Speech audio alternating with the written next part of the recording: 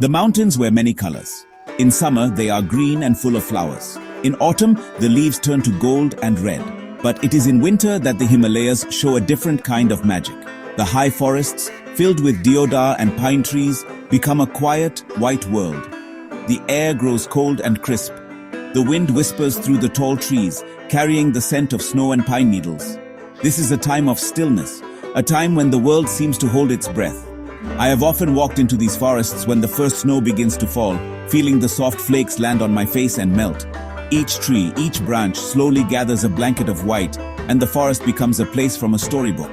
These forests are not empty, even when they seem so silent. They are home to many creatures, big and small. The tall deodars, which means timber of the gods, stand like ancient guardians. Their strong branches hold heavy loads of snow, creating sheltered spaces underneath. The rhododendron bushes, which are so bright with flowers in spring, now huddle under the white blanket. The ground, usually a carpet of fallen leaves and pine cones, disappears. A new landscape is born, one of soft curves and deep shadows. The familiar paths I know so well are hidden, and I must find my way by looking at the shapes of the hills and the positions of the oldest trees. Walking here is a unique experience. The usual sounds of the forest are muffled by the snow. You do not hear the crunch of dry leaves underfoot, only the soft compression of the snow. The call of a bird sounds clearer and travels farther in the still air. You might hear the distant bark of a kaka, the barking deer, or the rustle of a small animal moving beneath the snow-covered ferns. It is a world that asks you to be quiet and to listen closely. Every little sound tells a story of life continuing, of survival in this cold and beautiful place. It is a reminder that even in the harshest of winters, life finds a way to go on. The beauty of the winter forest is simple and profound. It is in the way the sunlight sparkles on the snow, creating millions of tiny diamonds. It is in the deep blue of the sky seen between the snow-laden branches of the pines. It is in the feeling of peace that settles over the landscape. This is not the lively, bustling forest of summer. It is a more thoughtful, more serene place. It teaches you patience and observation. You learn to see the small signs of life, the tiny tracks of a mouse, the hole in the snow where a pheasant has been digging for roots, or the stripped bark on a young sapling where a deer has been feeding. The forest is sleeping, but it is not dead.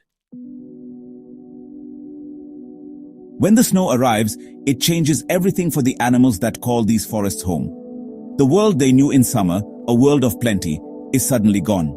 The soft earth, full of roots and insects, is now frozen solid and buried deep under the snow. The green leaves and tender shoots that were easy to find are now scarce. The streams and small ponds that provided water might freeze over, their surfaces turning to hard, slick ice. This transformation is swift and dramatic. The animals must adapt quickly or they will not survive the long, cold months that lie ahead.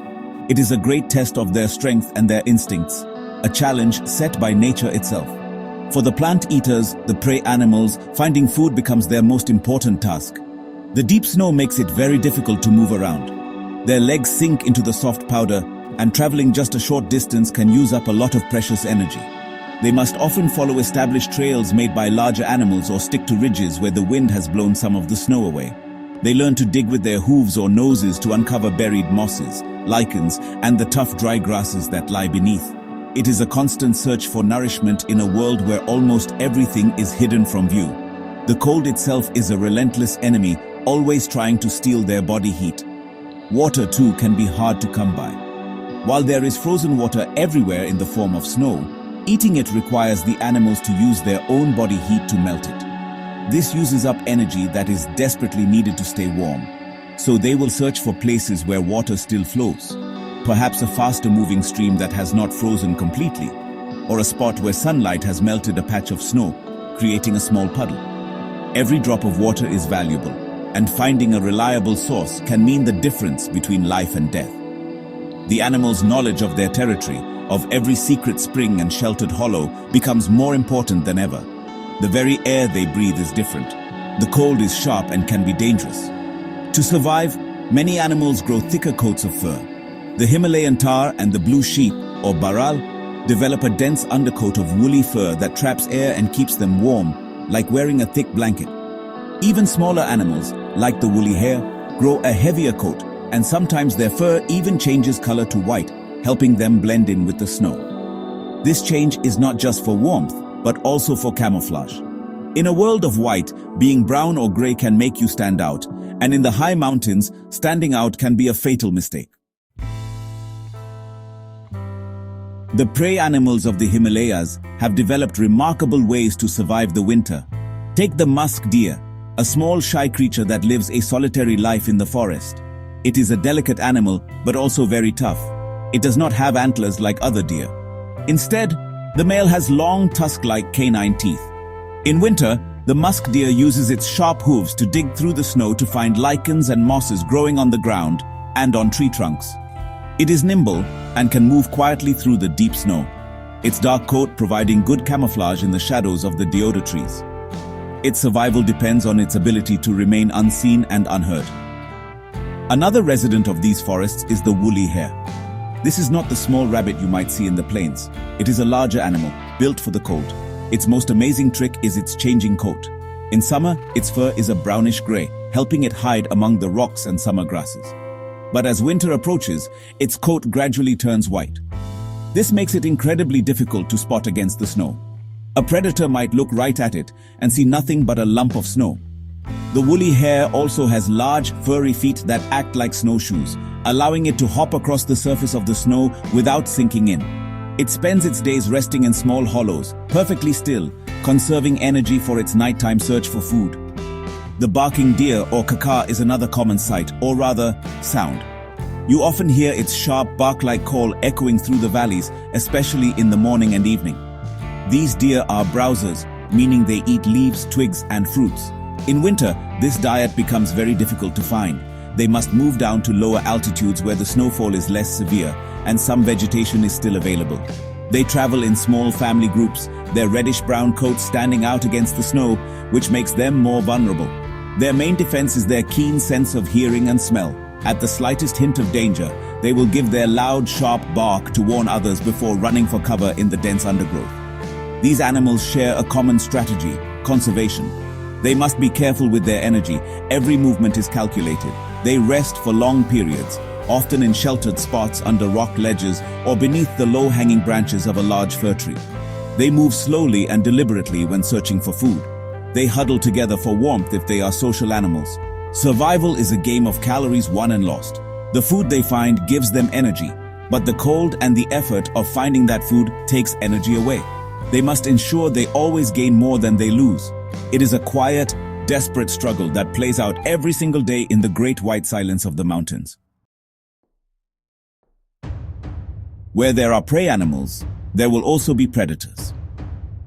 The winter forest is the hunting ground for some of the most elusive and beautiful creatures on Earth. The most famous of these is the snow leopard, often called the ghost of the mountains. With its thick, smoky gray coat covered in dark rosettes, it is perfectly camouflaged against the snowy rocks. The snow leopard is a master of stealth.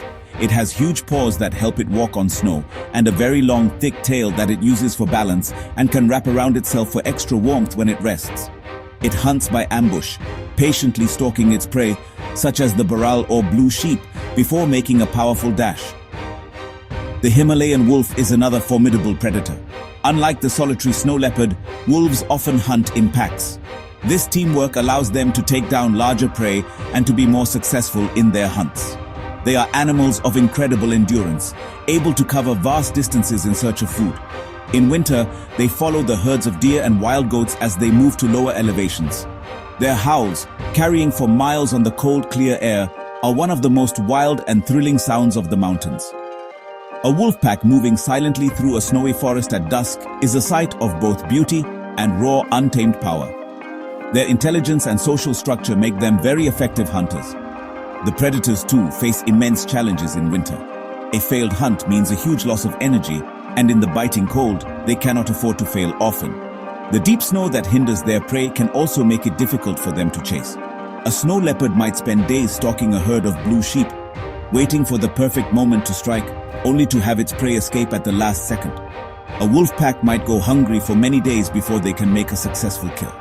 For them, just as for the prey, survival is a constant struggle. The balance of the forest depends on this relationship, this ancient dance between the hunter and the hunted. These snowy forests of the Himalayas are more than just trees and snow. They are a complex living world, a testament to the resilience of life. Every creature, from the tiny mouse to the magnificent snow leopard, plays a part in this ecosystem. The beauty of this place is not just in its grand landscapes, but also in these small stories of survival that unfold every day. We must cherish and protect these high-altitude forests.